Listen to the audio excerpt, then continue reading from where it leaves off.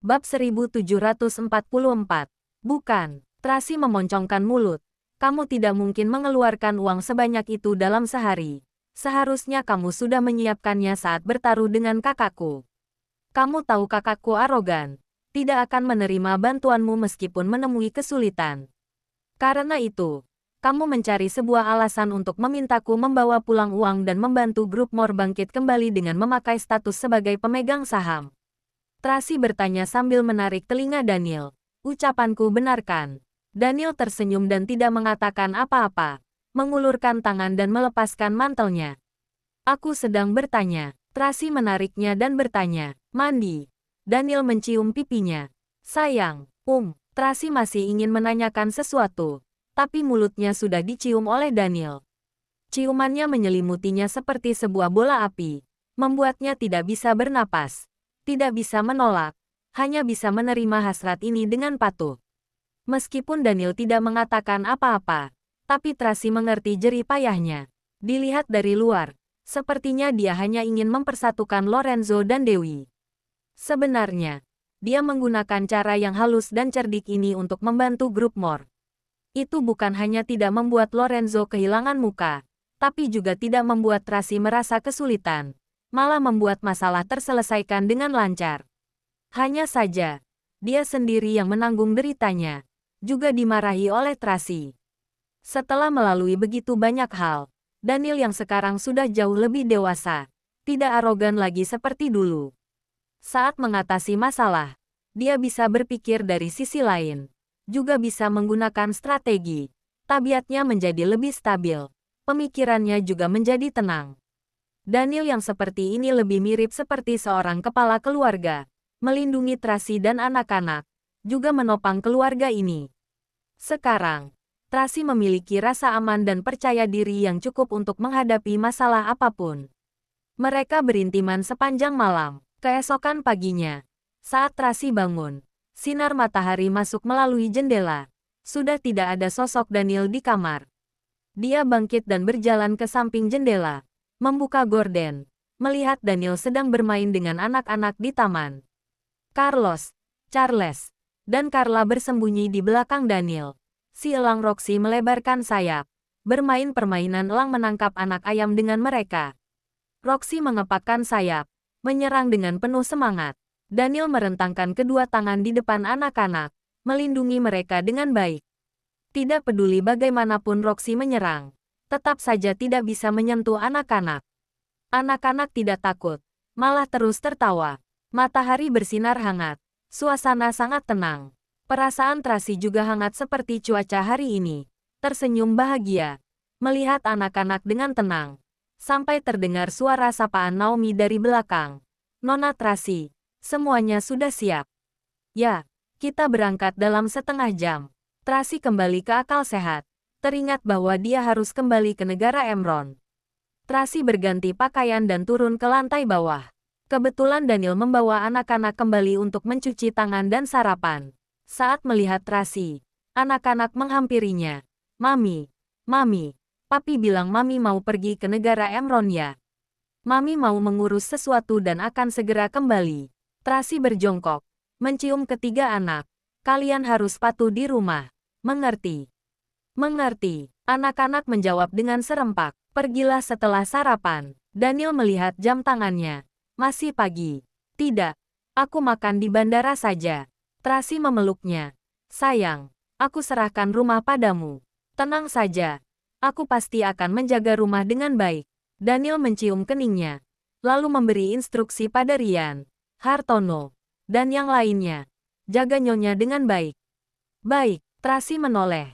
Heboh sekali. Daniel mengatur 10 orang, 2 pengacara, 2 akuntan, dan 2 eksekutif senior perusahaan, juga sekelompok pengawal untuknya. Semuanya lengkap, apa perlu sampai sebanyak ini? Tracy sedikit tercengang. Bab 1745. Kamu adalah istri Daniel Wallens, juga pemimpin grup Wallens. Bukankah harus terlihat berwibawa? Daniel memeluknya sambil tersenyum berseri-seri. Selain itu, sekarang kamu adalah pemegang saham kedua grup Moore. Berdasarkan statusmu, ini sudah termasuk sangat rendah hati. Tracy tertawa. lalu merespons. Pemegang saham kedua. Berapa banyak saham yang kakak berikan padaku? Aku dengar 25%. Daniel menghela napas. Hais, sekarang istriku adalah wanita terkaya di dunia. Wanita terkaya apaan? Sembarangan. Tracy merasa sedikit malu. 25% saham grup Moore. 55% saham grup Wollens.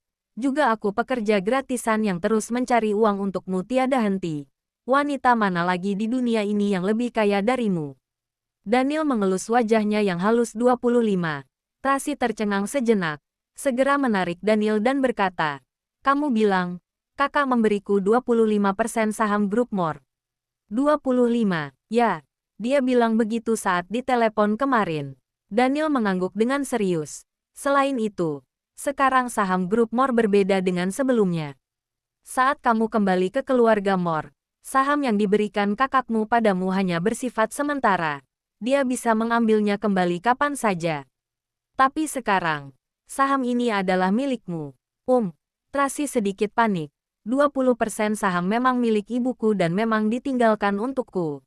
Itu aku bisa mengerti. Tapi kalian bertaruh. Kenapa saham itu malah jadi milikku? Kamu ini istriku. Kalau tidak diberikan padamu, lantas diberikan pada siapa? Daniel memelototinya. Sekarang aku berharap kamu menjadi semakin kaya. Kelak bisa menghidupiku.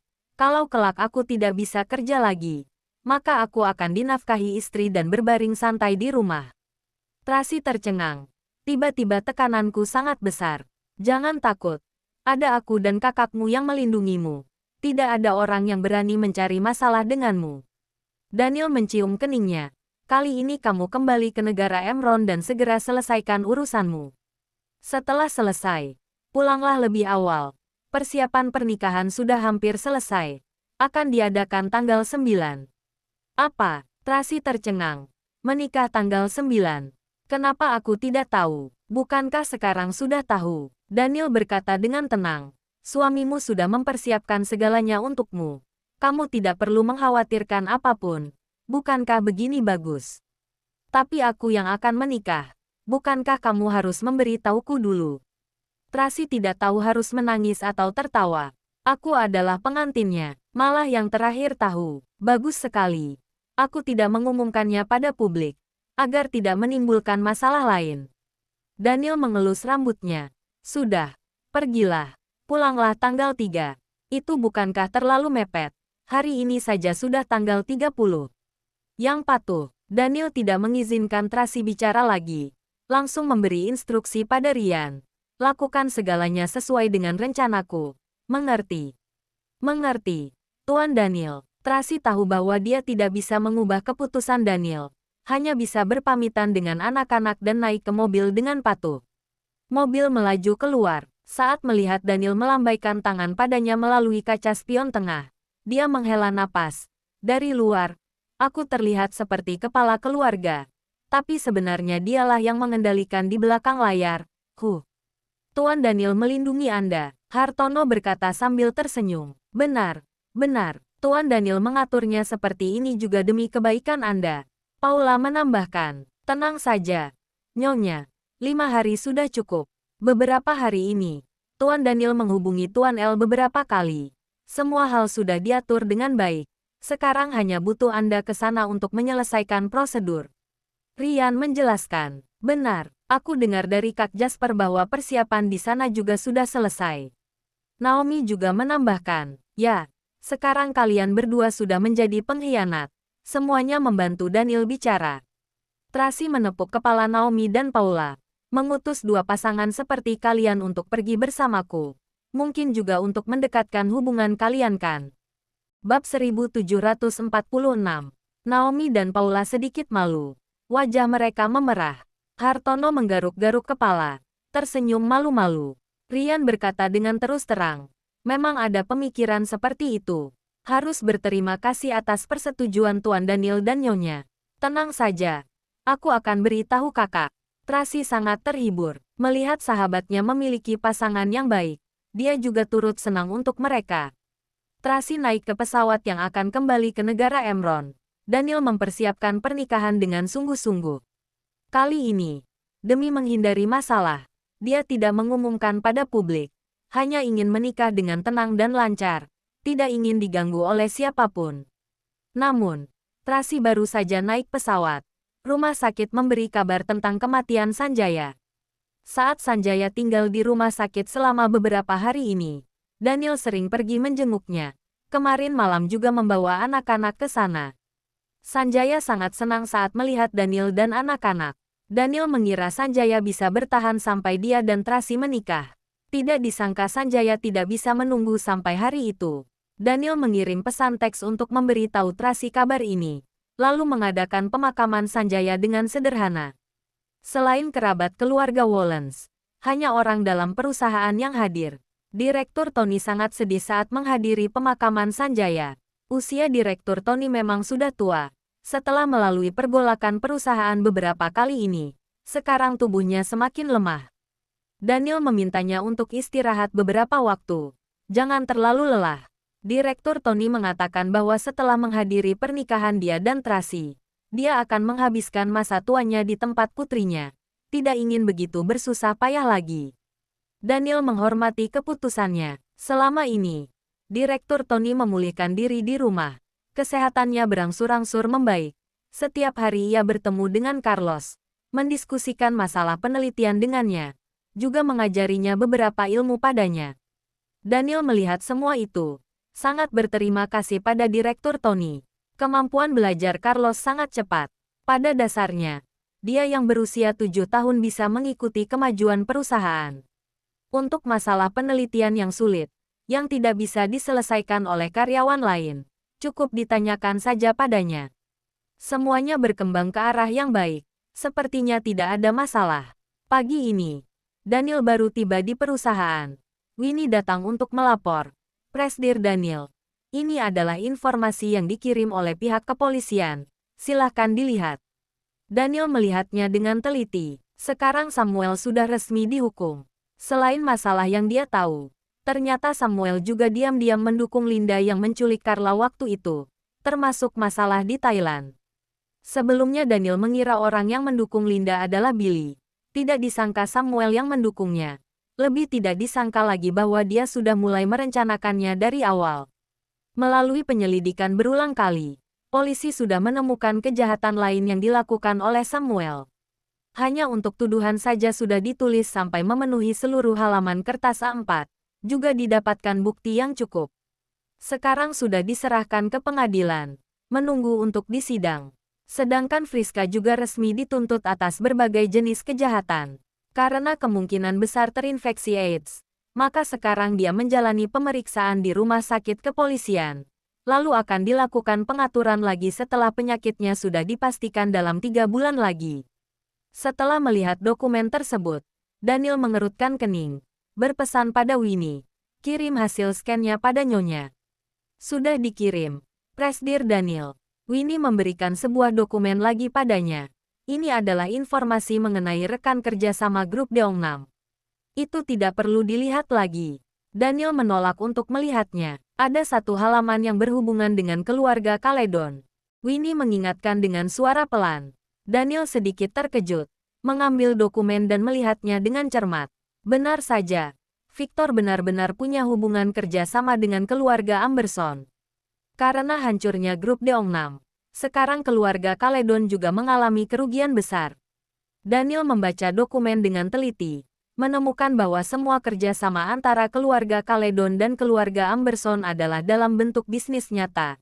Proyek kerjasamanya baru saja dimulai. Waktu dimulainya adalah 2 bulan yang lalu. Itu berarti, sebelum itu, Victor memang tidak memiliki hubungan dengan keluarga Amberson.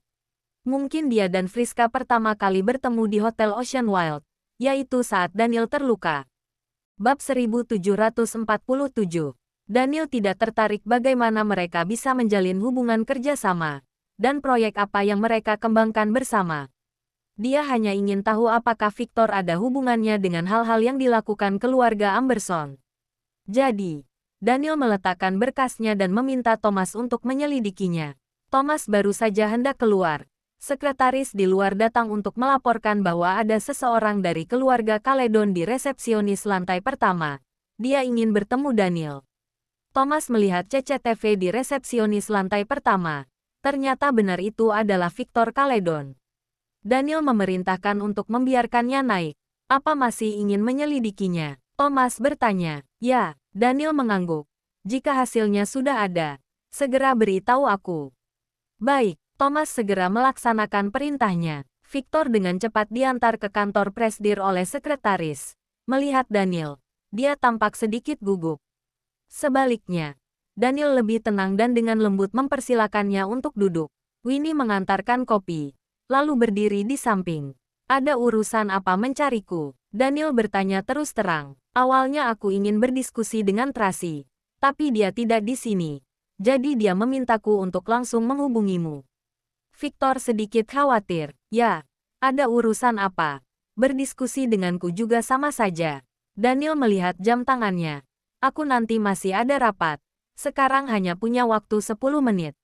Maaf mengganggumu. Victor menyadari bahwa kedatangannya agak tiba-tiba dan buru-buru berkata, sebenarnya, kali ini aku ke sini karena ada beberapa hal yang ingin aku jelaskan padamu. Katakanlah, Daniel mengangguk. Sebelumnya aku pernah bekerja sama dengan grup Deongnam. Tapi aku tidak tahu watak asli mereka saat itu. Juga tidak tahu mereka ingin menyerang grup Wollens. Saat aku menerima kabar itu, aku sudah menghubungi Nona Friska, tapi tidak disangka juga terjadi sesuatu dengannya. Victor menjelaskan sebab dan akibat dari hal tersebut. Terakhir dia menambahkan, mengenai masalah Garcia, aku memang merasa kamu dan Tracy sedikit keterlaluan. Kemudian, Samuel juga pernah menemuiku dan mengatakan beberapa kata untuk memancing emosiku, bahkan juga mengajariku untuk membujuk Tracy. Setelah aku menyadari bahwa dia punya maksud lain, aku ingin segera memutuskan kontak dan ingin menarik kembali sahamku. Tapi dananya sudah diinvestasikan. Intinya, aku dihasut oleh keluarga Amberson sehingga melakukan beberapa kesalahan. Untungnya tidak menyebabkan kesalahan besar. Alasan aku hari ini datang mencarimu, bukan karena aku takut dengan kekuatanmu. Juga takut kamu akan melakukan sesuatu padaku. Aku tahu meskipun kamu memang ingin melakukan sesuatu padaku, kamu pasti akan menyelidikinya dengan jelas terlebih dahulu. Setelah tahu aku tidak terlibat dengan urusan keluarga Amberson, kamu pasti tidak akan melakukan apa-apa. Aku hanya ingin persahabatanku dengan Tracy selama bertahun-tahun tidak rusak oleh sebuah kesalahpahaman. Aku harus menjelaskan apa yang sebenarnya terjadi. Meskipun aku bukan seorang pria yang sepenuhnya baik, tapi setidaknya aku tidak akan menyakiti temanku. Victor langsung membicarakan banyak hal. Terakhir menambahkan lagi. Selain itu, aku belakangan baru tahu, ketika Garcia melukaimu dengan vas, kamu sedang sakit parah. Vas itu melukaimu dan hampir saja membunuhmu. Pantas saja reaksi Tracy begitu besar. Bagaimanapun Tracy tetap tidak ingin memaafkan Garcia. Aku awalnya mengira kalian terlalu kejam. Hanya karena sedikit luka luar, sudah memaksa Garcia ke jalan buntu. Tapi sekarang, aku baru sadar betapa tidak masuk akalnya permintaanku saat itu. Sekarang, aku dengan tulus meminta maaf. Sambil mengatakan itu, Victor berdiri dan membungkuk meminta maaf pada Daniel. Ya, aku terima permintaan maafmu. Daniel menatapnya sambil tersenyum. Tracy selalu menganggapmu sebagai teman baik. Kuharap persahabatan kalian akan bertahan selamanya. Terima kasih. Victor sedikit terkejut. Dia tidak menyangka Daniel bisa mengatakan perkataan seperti itu. Kamu seharusnya juga mengalami kerugian yang lumayan besar. Karena masalah grup Deongnam. Kalau memerlukan bantuan, kamu bisa bilang padaku. Daniel berkata dengan sopan. Tidak perlu. Tidak perlu. Masih belum sampai tahap itu.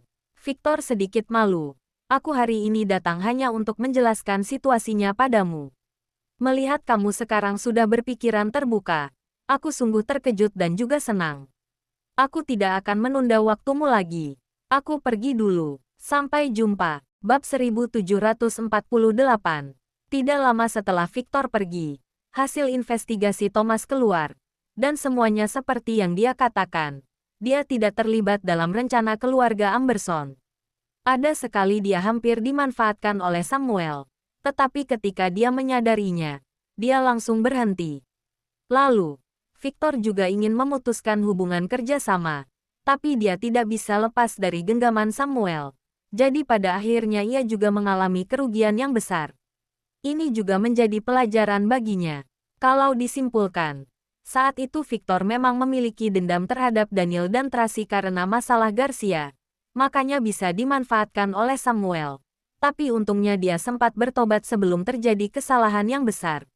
Selalu ada momen kelam dalam sifat manusia, tapi untungnya masih sempat dihentikan sebelum terlambat. Daniel tidak memperhitungkan masalah Victor lagi. Tentu saja, dia juga tidak akan benar-benar membantunya melewati kesulitan. Itu hanya perkataan sopan saja. Bagaimanapun, setiap orang harus bertanggung jawab atas semua hal yang telah mereka lakukan. Kerugian keluarga Caledon sebesar 60 triliun adalah harga yang harus dia bayar. Masalah telah diselesaikan. Pada sore hari, Daniel meluangkan waktu untuk melakukan panggilan video dengan Tracy. Di kota Snowy negara Emron, Tracy memakai mantel bulu cerpelai besar dan sedang memeriksa dokumen di kantor. Sekelompok dewan direktur grup Moore duduk di samping. Semuanya tunduk patuh dan memperhatikan ekspresinya dengan cermat. Melihat adegan ini melalui video, bibir Daniel meringkuk puas. Bagus. Semua berjalan sesuai dengan prediksinya. Tracy membawa begitu banyak uang. Sekarang dirinya akhirnya memiliki kedudukan di keluarga Moore. Sayang, aku masih harus mengurus urusan lain. Aku tutup teleponnya dulu ya. Tracy berkata dengan sikap dingin. Malam nanti, aku akan meneleponmu. Baiklah, kamu urus saja dulu.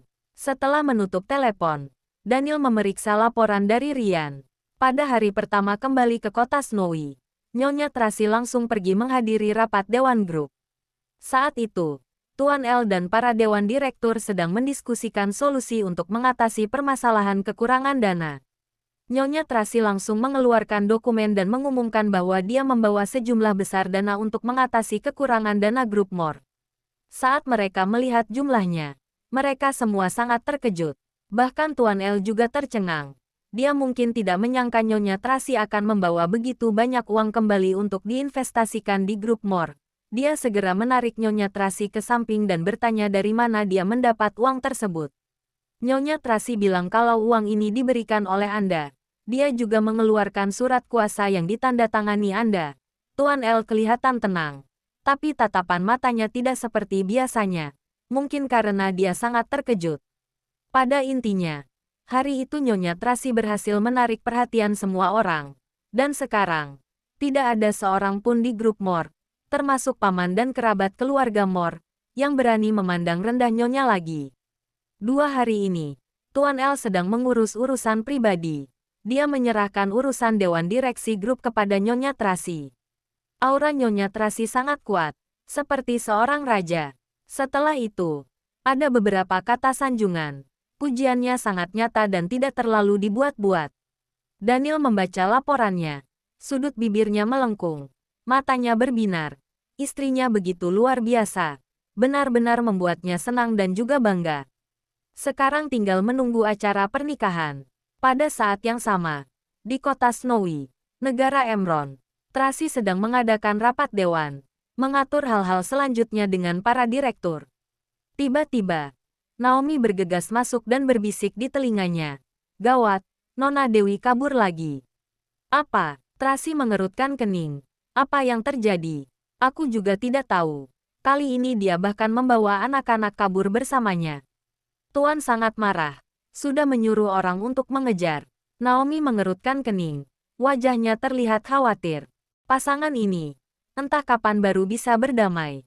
Tracy menghela napas dan berkata, sudahlah. Kita lanjutkan rapat. Kita juga tidak bisa ikut campur dalam hal ini. Biar kakak yang menanganinya. Mereka masih sedang rapat. Tiba-tiba dari luar gedung terdengar suara elang. Langit terlihat gelap. Sekumpulan elang sedang terbang ke arah mereka. Para direktur semua ketakutan dan berteriak dengan tergesa-gesa. Dia datang. Dia datang lagi. Jangan lupa like, komen, dan subscribe. Ya. Terima kasih untuk semuanya yang sudah subscribe, like, dan komennya. Tunggu terus kelanjutannya. Ya.